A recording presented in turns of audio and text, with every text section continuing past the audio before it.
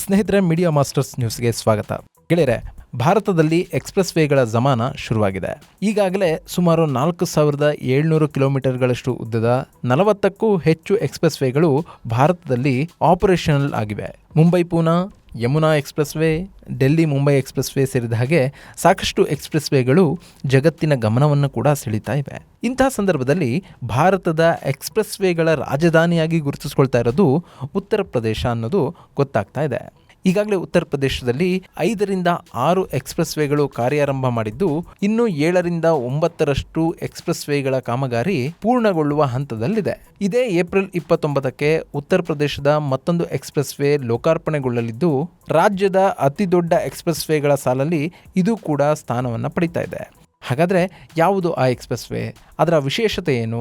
ಇದರ ಜೊತೆಗೆ ಉದ್ಘಾಟನೆ ಆಗ್ತಾ ಇರುವ green field express way corridor ಯಾವುದು ಅನ್ನೋದ್ರ ಬಗ್ಗೆ ಒಂದಷ್ಟು ಮಾಹಿತಿಯನ್ನು ನಾವಿಲ್ಲಿ ನೋಡೋಣ.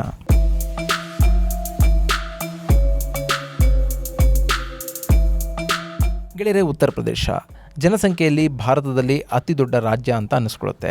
ಹಾಗೇನೆ ವಿಸ್ತೀರ್ಣದಲ್ಲಿ ಭಾರತದ 4ನೇ ಅತಿ ದೊಡ್ಡ ರಾಜ್ಯ ಅನ್ನಿಸಿಕೊಳ್ಳುವ ಉತ್ತರ ಪ್ರದೇಶ ಕಳೆದ 10 ವರ್ಷಗಳಿಂದ ಅಭಿವೃದ್ಧಿಯ ಕಡೆಗೆ ಮುಖ ಮಾಡಿದೆ. ಅಲ್ಲಿನ ಮೂಲಭೂತ ಸೌಕರ್ಯಗಳು, ರಸ್ತೆ ಕಾಮಗಾರಿಗಳು ಹಾಗೂ IT ಹಬ್ಗಳ ನಿರ್ಮಾಣ ಮತ್ತು ನಿರ್ವಹಣೆಗಳು ಭಾರಿ ಪ್ರಮಾಣದಲ್ಲಿ ಆಗ್ತಾ ಇವೆ. ಇದರ ಜೊತೆಗೆ ಉತ್ತರ ಪ್ರದೇಶದಲ್ಲಿ ಎಕ್ಸ್ಪ್ರೆಸ್ ವೇಗಳ ಕಾಮಗಾರಿ ಕೂಡ ತುಂಬಾನೇ ಜೋರಾಗಿ ನಡೀತಾ ಇದೆ. ಈಗಾಗಲೇ ದೆಹಲಿ ಮತ್ತು ಆಗ್ರಾದ ನಡುವಿನ 165 ಕಿಲೋಮೀಟರ್ಗಳ ಉದ್ದದ ಯಮುನಾ ಎಕ್ಸ್ಪ್ರೆಸ್ ವೇ, ಆಗ್ರಾ ಮತ್ತು ಲಕ್ನೋ ನಡುವಿನ 302 ಕಿಲೋಮೀಟರ್ಗಳಷ್ಟು ಉದ್ದದ ಆಗ್ರಾ ಲಕ್ನೋ ಎಕ್ಸ್ಪ್ರೆಸ್ ವೇ, ಗಾಜಿಪುರ ಮತ್ತು ಲಕ್ನೋ ನಡುವಿನ 341 ಕಿಲೋಮೀಟರ್ ಉದ್ದದ ಪೂರ್ವಾಂಚಲ್ ಎಕ್ಸ್ಪ್ರೆಸ್ ವೇ, ಚಿತ್ರಕೂಟ ಮತ್ತು ಇತ್ವಾ ನಡುವಿನ 296 ಕಿಲೋಮೀಟರ್ಗಳಷ್ಟು ಉದ್ದದ ಬುಂದೇಲ್ಖಂಡ್ ಎಕ್ಸ್ಪ್ರೆಸ್ ವೇ, ದೆಹಲಿ ಮತ್ತು ಮೀರತ್ ಎಕ್ಸ್ಪ್ರೆಸ್ ವೇ ಹಾಗೂ ಗೋರಖ್ಪುರ್ ಲಿಂಕ್ ಎಕ್ಸ್ಪ್ರೆಸ್ ವೇಗಳು ಕಾರ್ಯಾರಂಭವನ್ನು ಮಾಡ್ತಾ ಇವೆ. ಇದರ ಜೊತೆಗೆ Ganga expressway, Lucknow Kanpur greenfield expressway, Gorakhpur Siliguri expressway, Jhansi link expressway, Chitrakoot link expressway, Jewar link express ವೇಗಳು ನಿರ್ಮಾಣಗೊಳ್ತಾ ಇದ್ದು, ಇನ್ನು ಕೆಲವೇ ತಿಂಗಳುಗಳಲ್ಲಿ ಅವು ಕೂಡ ಲೋಕಾರ್ಪಣೆ ಆಗಲಿವೆ. ಹೀಗಾಗಿ ಉತ್ತರ ಪ್ರದೇಶವನ್ನ ಭಾರತದ ಎಕ್ಸ್ಪ್ರೆಸ್ ವೇಗಳ ರಾಜಧಾನಿ ಅಂತ ಕರೆದ್ರೂ ಕೂಡ ತಪ್ಪಾಗೋದಿಲ್ಲ. ಗೆಳೆಯರೆ, ಇದೇ ಏಪ್ರಿಲ್ 29ನೇ ತಾರೀಕಿನಂದು 594 ಕಿಲೋಮೀಟರ್ ಉದ್ದದ ಗಂಗಾ ಎಕ್ಸ್ಪ್ರೆಸ್ ವೇ ಲೋಕಾರ್ಪಣೆ ಆಗಲಿದೆ ಅಂತ ಹೇಳಲಾಗ್ತಾ ಇದೆ. ಇದು ಮೀರತ್ನಿಂದ ಪ್ರಯಾಗ್ರಾಜ್ವರೆಗೆ ಸಂಪರ್ಕವನ್ನು ಕಲ್ಪಿಸ್ತಾ ಇದ್ದು, ಉತ್ತರ ಪ್ರದೇಶದ ಪಶ್ಚಿಮ ಹಾಗೂ ಪೂರ್ವವನ್ನು ಬೆಸೆಯುವ ನಿಟ್ಟಿನಲ್ಲಿ ಈ ಎಕ್ಸ್ಪ್ರೆಸ್ ವೇ ಬಹಳಷ್ಟು ಸಹಕಾರಿಯಾಗಲಿದೆ.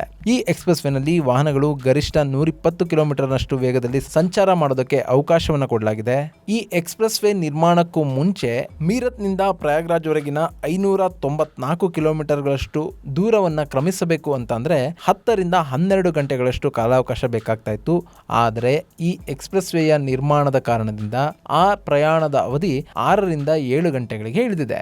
ಹೀಗಾಗಿ ಈ ಎಕ್ಸ್ಪ್ರೆಸ್ ವೇಯ ನಿರ್ಮಾಣದ ಕಾರಣದಿಂದ ಪ್ರಯಾಣಿಕರು ಹಾಗೂ ಸರಕು ಸಾಗಣೆ ಕ್ಷೇತ್ರಕ್ಕೆ ಹೆಚ್ಚು ಲಾಭದಾಯಕ ಅನ್ನಿಸ್ಕೊಳ್ತಾ ಇದೆ.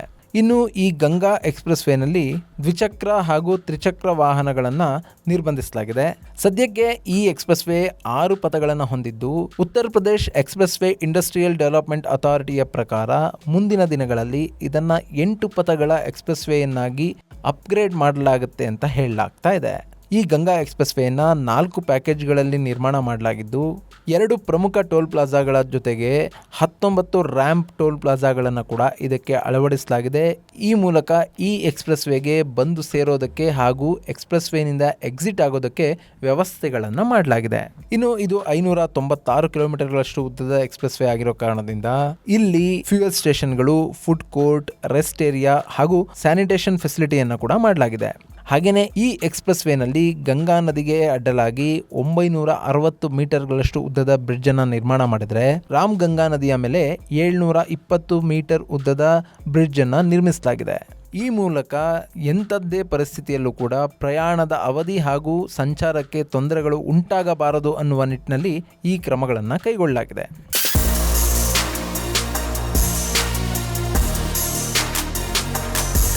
ಇನ್ನು ಇದರ ಜೊತೆಗೆ ಲಕ್ನೋ ಕಾನ್ಪುರ್ ಎಕ್ಸ್ಪ್ರೆಸ್ ವೇ ಕೂಡ ಓಪನ್ ಆಗುವ ಸಾಧ್ಯತೆ ಇದೆ. 63 ಕಿಲೋಮೀಟರ್ಗಳಷ್ಟು ಉದ್ದದ ಈ ಎಕ್ಸ್ಪ್ರೆಸ್ ವೇ 6 ಪಥಗಳನ್ನು ಒಳಗೊಂಡಿದ್ದು ಇಲ್ಲೂ ಕೂಡ ಗಂಟೆಗೆ 120 ಕಿಲೋಮೀಟರ್ಗಳಷ್ಟು ವೇಗದಲ್ಲಿ ವಾಹನಗಳು ಸಂಚಾರ ಮಾಡಬಹುದಾಗಿದೆ. ಇನ್ನು ಈ ಪ್ರಾಜೆಕ್ಟ್ಗೆ 3,700 ಕೋಟಿ ರೂಪಾಯಿಗಳಷ್ಟು ವೆಚ್ಚ ಆಗಿದ್ದು ಇದು ಲಕ್ನೋ ಉನ್ನಾವ್ ಮೂಲಕ ಕಾನ್ಪುರವನ್ನು ಸಂಪರ್ಕಿಸುತ್ತೆ. ಈ ಎಕ್ಸ್ಪ್ರೆಸ್ ವೇ ನಿರ್ಮಾಣಕ್ಕೂ ಮುನ್ನ ಲಕ್ನೋ ಮತ್ತು ಕಾನ್ಪುರದ ಪ್ರಯಾಣಕ್ಕೆ 1.5 ರಿಂದ 3 ಗಂಟೆಗಳ ಕಾಲಾವಕಾಶ ಹಿಡಿತಾ ಇತ್ತು. ಆದರೆ ಈ ಎಕ್ಸ್ಪ್ರೆಸ್ ವೇಯ ಕಾರಣದಿಂದ ಈಗ ಕೇವಲ 30 ರಿಂದ 45 ನಿಮಿಷಗಳ ಒಳಗೆ ಲಕ್ನೋನಿಂದ ಕಾನ್ಪುರವನ್ನು ತಲುಪಬಹುದಾಗಿದೆ ಅಂತ ಹೇಳಲಾಗ್ತಾ ಇದೆ. ಇನ್ನು ಇಲ್ಲೂ ಕೂಡ ದ್ವಿಚಕ್ರ ವಾಹನಗಳು ಹಾಗೂ ತ್ರಿಚಕ್ರ ವಾಹನಗಳನ್ನು ನಿಷೇಧ ಮಾಡಲಾಗಿದ್ದು ಪ್ರಯಾಣದ ಅವಧಿ ಹಾಗೂ ಸಂಚಾರದ ಅಡೆತಡೆಗಳನ್ನು ನಿವಾರಿಸುವ ನಿಟ್ಟಿನಲ್ಲಿ ಈ ಕ್ರಮವನ್ನು ಕೈಗೊಳ್ಳಲಾಗಿದೆ ಅಂತ ಹೇಳಲಾಗ್ತಾ ಇದೆ. ಒಟ್ಟಿನಲ್ಲಿ ಉತ್ತರ ಪ್ರದೇಶದಲ್ಲಿ ನಿರ್ಮಾಣ ಆಗ್ತಿರುವ ಎಕ್ಸ್ಪ್ರೆಸ್ ವೇಗಳ ಸಾಲಿಗೆ ಈ ಗಂಗಾ ಎಕ್ಸ್ಪ್ರೆಸ್ ವೇ ಹಾಗೂ ಲಕ್ನೋ ಕಾನ್ಪುರ್ ಗ್ರೀನ್ಫೀಲ್ಡ್ ಎಕ್ಸ್ಪ್ರೆಸ್ ವೇಗಳು ಕೂಡ ಸೇರ್ಪಡೆ ಆಗ್ತಾ ಇವೆ.